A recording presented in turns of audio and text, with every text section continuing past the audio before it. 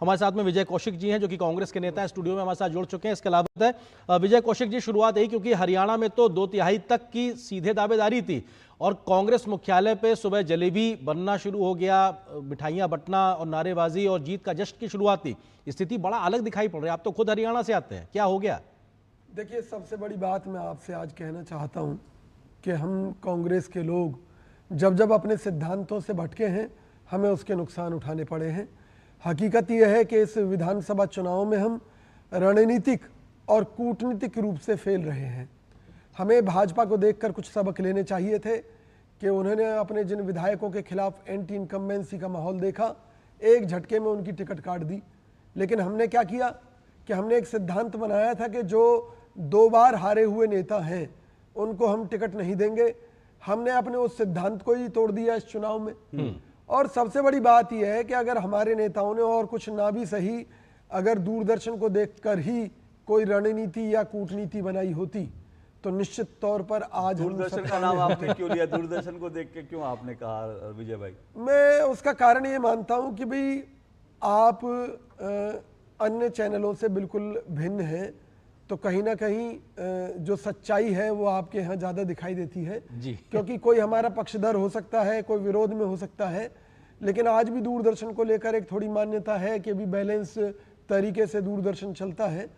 तो जहां आदमी को एक न्यूट्रल सच्चाई सामने आती है तो हमारी कमियां भी उसमें हमें दिखाई देती हैं। अरेंद्र, मैं यहाँ पर विजय कौशिक जी की तारीफ भी एक चीज में करना चाहूंगा। मैं आज ये खुलासा कर देता हूँ, विजय भाई के साथ अभी 3 दिन पहले 4 दिन पहले मेरी बात हो रही थी और जबकि पूरी तरह से माहौल ये लग रहा था कि कांग्रेस जीत रही है, सब प्रिडिक्शन हो गए थे और मुझे खुद लग रहा था, मैंने विजय भाई से कहा कि आपकी सरकार आ रही है, तो विजय कौशिक जी ने कहा अभी हम ऐसा भरोसे के साथ नहीं कह सकते हैं क्योंकि अंदर खाने बहुत सारी चीजें ऐसी हैं जो हमको बीजेपी से सीखनी चाहिए, बीजेपी ये चुनाव जैसे। तो जो 3 दिन पहले विजय कौशिक जी ने कही थी वही बात आज कह रहे, इसलिए मैं कह रहा हूं विजय कौशिक जी जमीन से जुड़े कार्यकर्ता नेता हैं और उन्होंने 3 दिन पहले भी यही बात की थी जो आज हम चुनाव रुझानों में देख रहे हैं। इसमें बिल्कुल नहीं, सही में राजगोपालन जी, ये इन्होंने बहुत डंके की चोट पे मुझे ये बात कही। नहीं, ठीक बात है अशोक जी, ये हमारी राहुल गांधी सुनना चाहिए भैया इनकी बात। बिल्कुल, इन्होंने 50 बार अपॉइंटमेंट ली, राहुल गांधी ने एक बार भी नहीं दिया। पूछो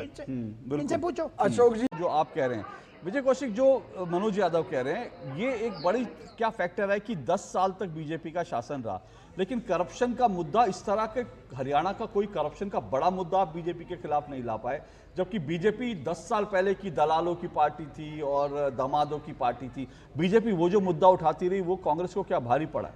अशोक भाई, सच्चाई आप सुन लीजिए, भ्रष्टाचार का बहुत बड़ा मुद्दा भाजपा के खिलाफ था, लेकिन मैंने कहा कि कोई मुद्दा चला नहीं क्योंकि भाजपा कूटनीतिक रूप से और रणनीतिक रूप से इस चुनाव को जीतने में सफल रही है और कोई दूसरा मुद्दा ही नहीं है।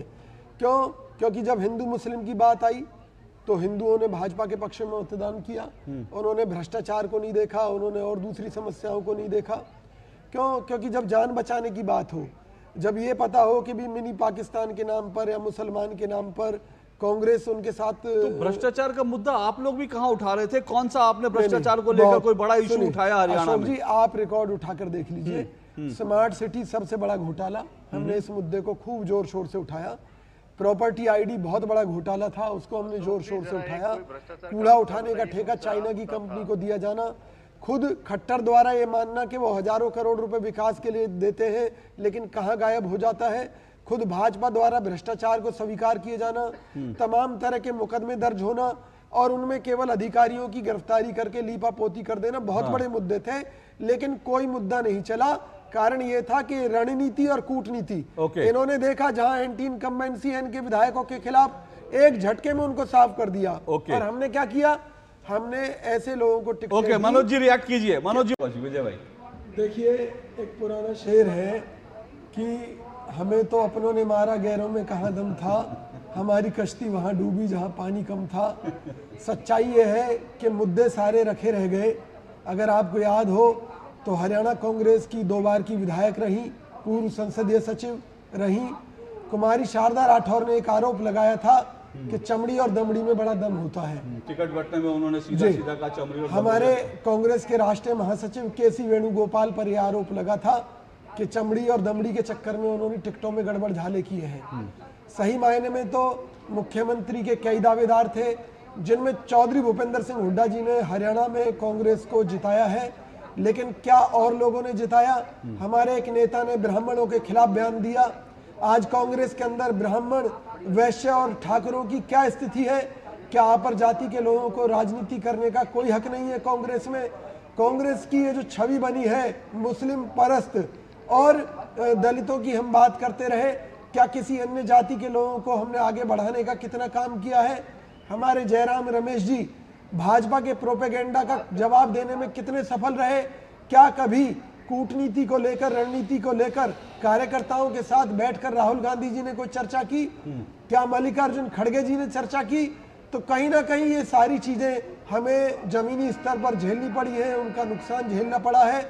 लेकिन एक बात दावे के साथ कहता हूं कि इसमें कोई शक नहीं कि बीजेपी हरियाणा के अंदर फेल थी, चाहे भ्रष्टाचार का मुद्दा हो, सरकार के खिलाफ पूरा आक्रोश था, लेकिन फिर भी अगर हम हारे हैं तो निश्चित तौर पर इससे करारी हार, इससे बेइज्जती जलालत वाली हार कोई नहीं हो सकती कि हमारी एक लहर होने के बावजूद भी हम हरियाणा की राजनीति में मैं विजय भाई आता हूं उस पर, लेकिन एक छोटा सा फिर मैं संजीव कौशिक जी के पास जाऊंगा। क्या आपको लगता है आम आदमी पार्टी ने भी कांग्रेस का गेम खराब किया? देखिए आम आदमी, मैं पहले विजय जी से पूछूं फिर। इनका तो जमानत तक का खेल था। इनकी सबसे बड़ी उपलब्धि यही है, अगर हरियाणा में चुनाव ना होते तो केजरीवाल आज जेल से बाहर ना घूम रहे होते। तो इन्होंने तो वो जीत हासिल करनी थी, वो वहीं तक सीमित थी। और हरियाणा में ना इनका कोई रोल था, न है, न होगा। वो तो राहुल गांधी जी ने इनको जिंदा किया खामखा ये कहकर कि भाई आप आम आदमी पार्टी के साथ समझौते की बात कीजिए। मुझे लगता है कि निश्चित तौर पर इस राहुल गांधी जी के इस बयान का फायदा आम आदमी पार्टी को मिला। ये हमें नुकसान पहुंचाने में भी सफल रहे और केजरीवाल जी की जमानत भी हो गई। एक मुश्किल, आज मैं आपके चैनल पर इस बात का खुलासा करना चाहता हूं कि चौधरी भूपेंद्र सिंह हुड्डा जी के नेतृत्व में हरियाणा के अंदर हमने आम आदमी पार्टी से समझौता क्यों नहीं किया। पूरा देश जानता है कि पंजाब के अंदर आम आदमी पार्टी की सरकार है और हरियाणा में जैसे ही हम इनसे गठबंधन करते, हमारे ऊपर सवाल खड़ा हो जाता कि SYL का पानी हरियाणा में क्यों नहीं आया। क्यों कि उस आधार पर हम क्या कहते कि भी जब पंजाब के अंदर आम आदमी पार्टी की सरकार है और हरियाणा में हमारा गठबंधन है, तो SYL का पानी हरियाणा में क्यों नहीं मिल रहा। तो ये हमारे लिए बहुत बड़ा एक नुकसान हो सकता था, इसलिए हमने इस मामले में दूरी बनाई और ये सच्चाई है। SYL हरियाणा के अंदर बहुत बड़ा लोकल मुद्दे हरियाणा और पंजाब के कुछ ऐसे थे जिसको लेकर के कोऑर्डिनेट करना मुश्किल। बीजेपी हमें घेर लेती। लेकिन विजय जी, लेकिन